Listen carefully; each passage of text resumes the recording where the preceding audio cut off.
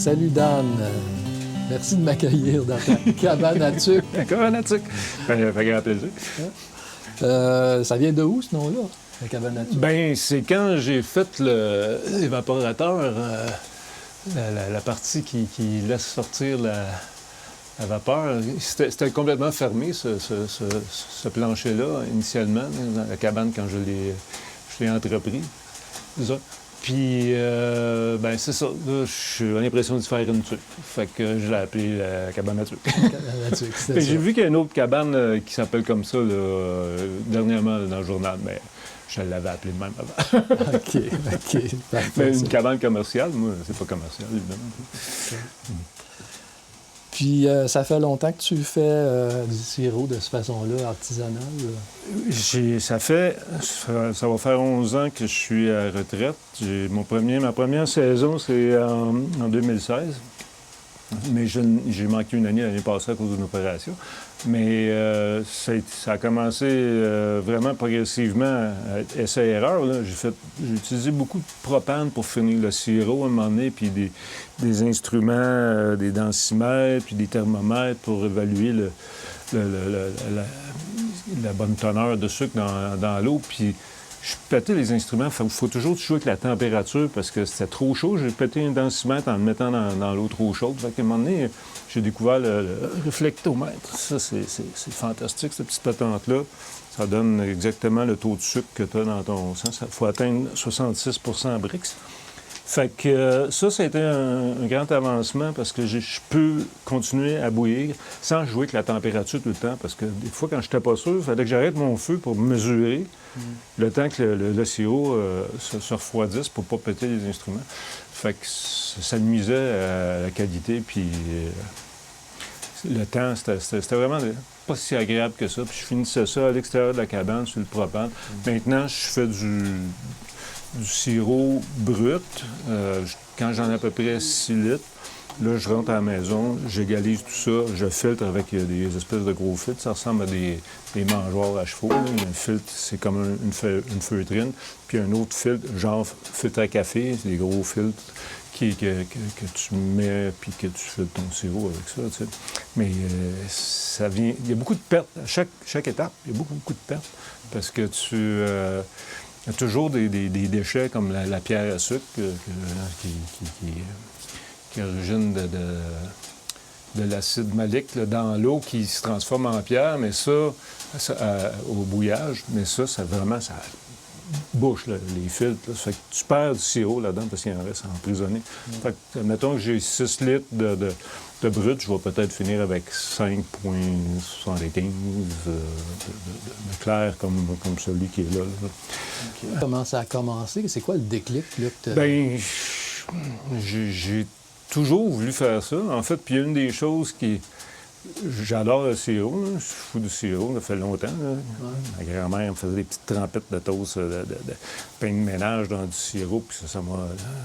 J'ai du sirop dans le sang. Je suis tombé dedans comme Obélix dans la potion plus jeune, mais quand je vais à une autre terre, à un moment donné, l'hydro a passé dessus, puis j'ai appris qu'il essayait d'éviter les érablières autant que possible. Fait que avec Chantal, ma conjointe, quand on cherche une terre, ça nous prend une érablière pour s'assurer qu'ils ne viendront pas nous passer dessus.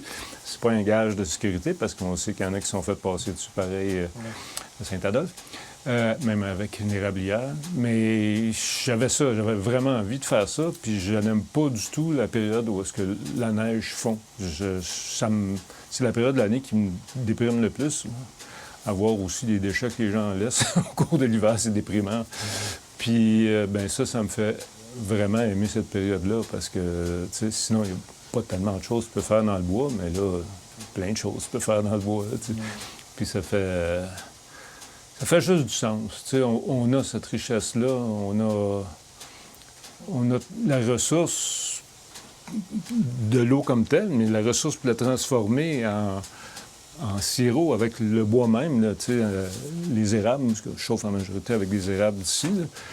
Puis, tu sais, en bout de ligne, ça donne de la cendre, puis la cendre, je répands au pied des érables parce que les érables souffrent de l'acidité du sol qu'ils créent eux-mêmes avec leurs feuilles. Si tu as une monoculture d'érable, tu vas avoir beaucoup d'acidité dans ton sol, puis c'est à cause des feuilles.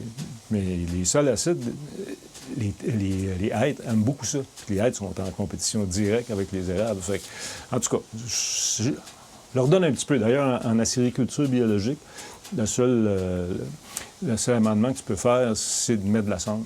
Il n'y a rien d'autre que tu peux ajouter comme... Fait que c'est ça, c'est un peu circulaire, là, tu sais. Puis c'est tellement bon. Puis ça sent le bonheur dans la cabane attique. Parle-moi donc de la procédure, là, mettons de la récolte. Comment tu fais ça, la récolte? Puis t'as coupé combien d'arbres d'entaillés? Bien, là, cette année, 35. Puis un de mes amis, Bernard, est venu m'aider à entailler. Et puis, c'est ça. Normalement, comme en 2024, il y en avait 33 d'entaillés. Puis ça a été une bonne année. Puis ça a donné 24 litres de sirop quand même pour 33 érables cette année-là. Fait que cette année, j'ai l'impression que la saison va être beaucoup plus courte, là. Mais parce que on a entaillé le 4 mars, puis ça a commencé à couler le 30 seulement.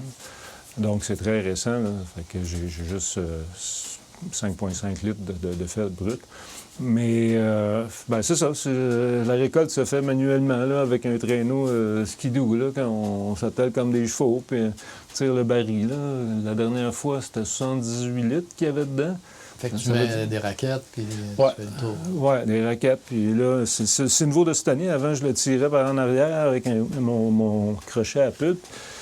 Puis là, ben j'ai pensé à ça. Je me suis fait un attelage parce que j'ai les épaules maganées. Fait que ça va beaucoup mieux. Je peux utiliser les cannes aussi de marche. Fait que... Mais tu sais, quand tu as 78 litres, ça veut dire à peu près 180 livres. Là, fait que... Je m'en allais penser que tu me dirais 78 ans.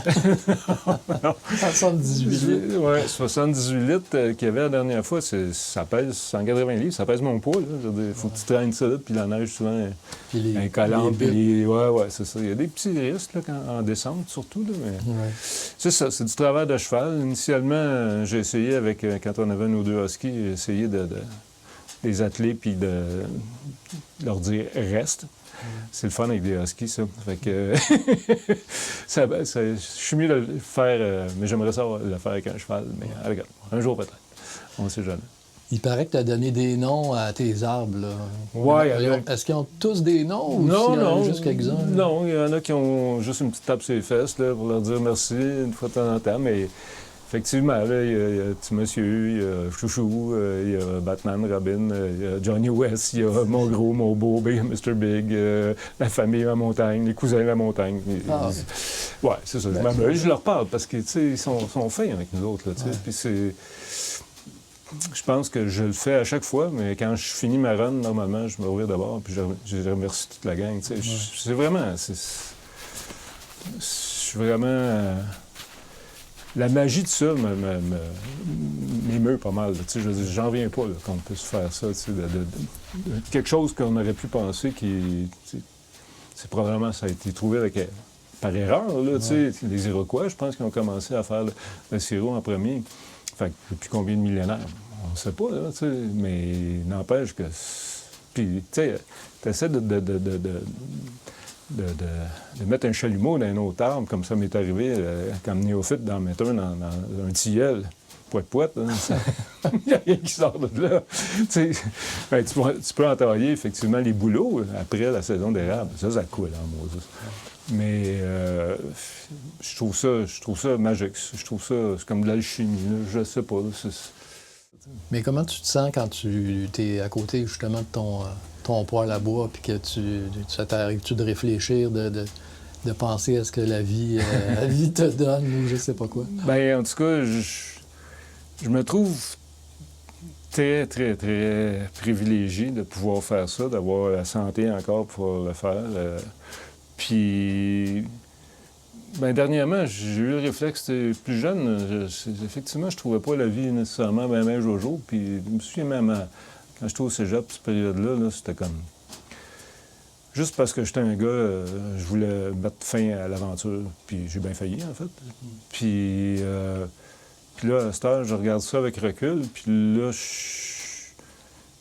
il va y avoir des petits-enfants en plus, tu sais, le processus de chérir la vie, puis chérir ce qu'on a, est encore plus important, plus présent. Puis oui, j'ai des beaux petits moments ici, des fois, quand là, j'ai pas trop à faire, là, je m'installe les deux pieds, j'enlève mes bottes, là, je mets mes pieds sur le tabouret, puis... ouais. Merci beaucoup, Daniel. Merci beaucoup. Ben, c'est moi qui te remercie. C'est tout? C'est tout. Ça n'a pas fait mal? Non. Yeah.